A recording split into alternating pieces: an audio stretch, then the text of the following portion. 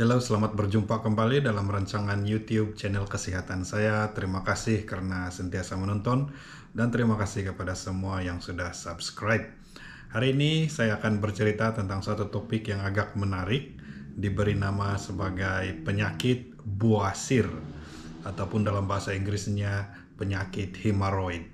Oke, penyakit buasir ini memang agak biasa juga kita dapat lihat di klinik semasa, dan selalunya penyakit ini agak merisaukan kepada mereka yang menghadapinya. Oke, saya terangkan secara perlahan-lahan. Pertama sekali, apakah penyakit buasir ini ataupun penyakit hemoroid? Penyakit buasir ini adalah satu keadaan di mana salur darah di sekitar dubur manusia itu mulai membengkak dan mulai berdarah. Oke, itulah asal-usul puncak kejadian penyakit buasir ini. Dan sudah tentu dia semakin lama semakin teruk. Ada 4 tahap ataupun stage yang selalunya dialami oleh mereka yang berpenyakit buasir. Tahap yang pertama adalah selalunya melibatkan pendarahan sahaja semasa mereka berak. Tahap yang kedua selalunya melibatkan pendarahan dan ada bengkakan yang berlaku semasa mereka berak.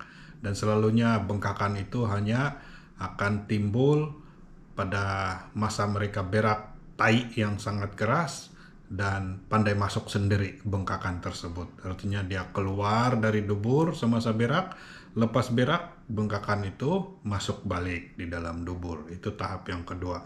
Tahap yang ketiga pula perkara yang sama dengan tahap kedua, tapi dia tidak pandai balik sendiri, sudah itu bengkak.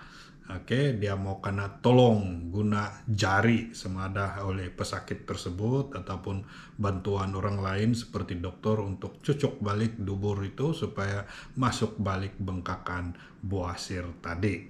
Itu tahap yang ketiga. Tahap yang keempat adalah bengkakan tersebut tidak pandai masuk sudah. Kau tulak, kau cucuk dubur, kasih masuk pun dia keluar balik atau dia tidak dapat masuk balik atau dia terlampau sakit untuk dikasih masuk balik. Itu tahap yang paling serius, tahap yang keempat penyakit buasir. Dan semua tahap ini dari 1 hingga ke-4 boleh melibatkan pendarahan atau sakit. Oke, apakah tanda-tanda penyakit buasir ini? Nah, sudah saya terangkan serba sedikit. Tandanya yang paling biasa dan yang selalunya paling awal pertama adalah pendarahan semasa berak. Semasa kita berak, tiba-tiba nampak darah semasa kita kasih bersih kita punya dubur guna air atau tisu, kita dapat melihat darah di tisu atau di tangan kita semasa kita kasih bersih dubur kita selepas berak. Ataupun kadang-kadang kita melihat juga darah bercampur dengan najis di mangkuk tandas selepas kita berak. Itulah tanda buasir yang paling pertama dan yang paling terawal. Masa itu mungkin belum ada rasa sakit, belum ada bengkakan lagi, cuma pendarahan. Jadi bila sudah ada pendarahan begitu, perkara pertama yang paling kita kena ingat adalah apakah itu penyakit buasir. Dan selalunya perlulah berjumpa dokter walaupun baru pendarahan saja, walaupun belum ada sakit atau bengkakan. Oke, dan tanda-tanda lain sudah tentu akan terjadinya bengkakan di sekitar dubur, terutama sekali selepas berak, dan sudah pastinya kadangkala ada sakit semasa berak atau selepas berak. Dan sakit ini selalunya disebabkan pertama sekali jangkitan kuman pada bahagian yang luka tersebut, ataupun ada salur darah yang sudah beku di bahagian yang berdarah tersebut. Oke, so buasir ini bukan saja melibatkan pendarahan tetapi juga melibatkan pembekuan darah di dalam salur darah di sekitar dubur tersebut. Alright, kenapakah dan mengapakah buasir ini boleh berlaku? Oke, seperti yang saya katakan tadi, buasir ini berlaku bila mana ada salur darah yang bengkak atau salur darah yang pecah atau ada bengkakan daging isi di sekitar dubur tersebut. Kenapakah bengkakan atau pendarahan ini berlaku? Puncak yang paling utama adalah karena najis yang terlalu keras, bergosok, bergeselan, menekan kepada dinding dubur tersebut semasa kita berak. Sudah tentu kalau berak baru 1-2 kali atau 1-2 bulan, tai yang keras tiap-tiap kali berak tidak menyebabkan kecederaan kepada dinding dubur tersebut. Tetapi kalau sudah bertahun-tahun berak keras saja, meneran sejak kerja kau bertahun-tahun bertai-tai, bertahun-tahun berak keras saja, sudah tentu lama-kelamaan dinding dubur tersebut di sebelah dalam akan cedera karena disondol, ditekan, diheret oleh najis yang keras macam batu tersebut. Oke, jadi bila kita tahu begitu caranya buasir itu berlaku, maka cara yang terbaik untuk menghalang ataupun merawat buasir ini adalah mengelakkan najis yang keras. Nah, karena najis yang keras ini dengan otomatiknya kita akan berhabis meneran.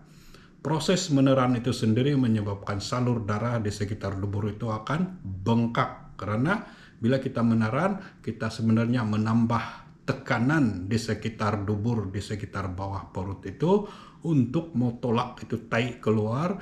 Malangnya bukan tai saja yang ditolak, kita punya salur darah pun akan mulai penuh, macam mau melatup dengan darah. Jadi bila darah itu sudah terlampau tertekan, dia pun melatup. Macam juga pipe yang terlampau kuat tekanan air dia boleh pecah, boleh meletup, bosku. Jadi kalau pergi berak pastikan tidak terlampau kuat meneran. Kalau sampai biji mata kau mau keluar sudah meneran, megesot, dibilang kalau orang dusun, artinya di dubur sana itu pun mau keluar sudah itu salur darah dan itu darah semasa kau meneran. Kalau kau meneran sampai ulang kompom, tidak lama lagi mau jadi buasir sudah itu. Oke? Jadi macam mana mau berak kalau tidak meneran? Nah, itulah caranya. Mesti pastikan najis kita sentiasa lembut. Kita duduk saja, plup, dia bilang jatuh. Bukan juga cerit beret. Dia masih lagi seketul, tapi kita duduk saja, plup, jatuh, tidak payah meneran. Lepas itu jatuh sebiji, selesai, siap semua. Itu najis yang sehat. Dan kita hanya dapat berak demikian cara kalau kita banyak makan sayur-sayuran. Dan serat tersebut mestilah dalam bentuk serat yang pekat, serat yang keras, artinya sayur-sayur daun hijau yang hitam legam hijaunya, seperti sayur pucuk ubi, sayur manis, sayur bayam, sayur kangkung. Semua ini adalah serat yang cukup sehat untuk kita senang membuang berak tanpa meneran. Oke, sayur-sayur lain seperti lettuce lah, seperti timun lah, terong lah, seperti kobis lah, semua itu sebenarnya tidak cukup kuat, tidak cukup pekat seratnya untuk membantu kita berak dengan lebih selesa. Jadi ingat, bila kita ambil sayur-sayuran, pastikan sayur-sayuran kita jenis yang pekat seratnya, yaitu terdiri daripada sayur pucuk ubi, sayur kangkung, sayur manis, dan sayur bayam. Oke, dan berita baiknya, buasir ini sebenarnya senang saja dirawat. Bila kita sudah ambil makan sayur seperti yang saya katakan tadi, selalunya dia akan sembuh sendiri dalam masa 1 minggu. Tetapi mestilah masih dalam peringkat awal, yaitu peringkat 1 dan peringkat 2, yaitu bahagian yang baru berdarah ataupun tahap yang baru berdarah dan bengkak sedikit tanpa perlu dicucuk masuk. Oke, kalau tahap buasir yang seperti itu, kalau kita makan sayur-sayuran saja, kurangkan tai yang keras dalam masa seminggu pun dia boleh sembuh, berhentilah darah tersebut, berhentilah bengkakan dan sakit tersebut. Kebanyakan orang dia malas makan sayur, sudah kena buasir pun masih lagi makan sayur, sampai mau memberi debat lagi dengan dokter bahwa dengan bangganya dia mengatakan, saya ini memang tidak makan sayur dokter.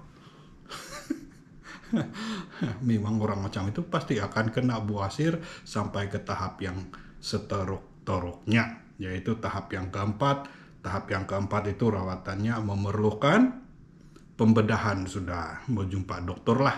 Nah, artinya apa dokter yang seperti saya boleh buat hanyalah rujuk, jumpa dokter pakar bedah, dan biarlah diorang yang sambung cerita. Karena dia tidak dengar saya punya nasihat makan sayur dari awal-awal.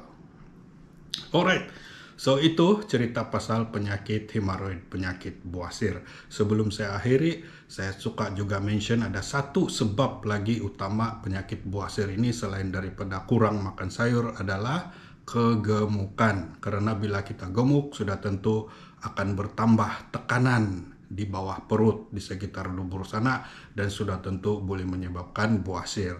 Jadi orang yang gemuk ini walaupun dia punya makanan mungkin sehat, mungkin banyak serat, mungkin berat dia oke, tapi karena dia gemuk, berat betul itu lemak di sana sekitar dubur dan sekitar perut dia, akan menyebabkan juga bertambahnya tekanan dan boleh menyebabkan bawasir.